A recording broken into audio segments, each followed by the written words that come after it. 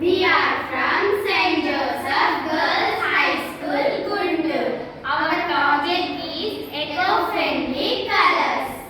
My name is Sheikh Sana Subhana. I am from 8th class. My name is Gausia. I am studying 8th class. My name is Suhasini. I am from 8th class. My name is Gitanjali. I am from 8th class. పర్యావరణ అనుకూల రంగులు అంటే పర్యావరణానికి హాని తలపెట్టని సహజ రంగులు. వీటిని మందార పువ్వు, ఎర్రచందనం, మొక్కజొన్న పిండి వంటి సహజ పదార్థాలతో తయారు చేస్తారు.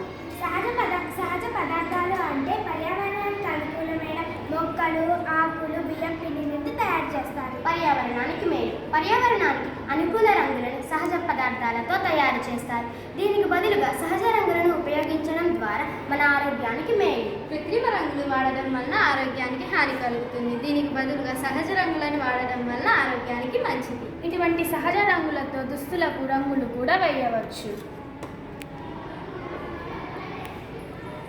ఇటువంటి సహజ రంగులను హోలీకి కూడా ఉపయోగించవచ్చు. ఇటువంటి సహజ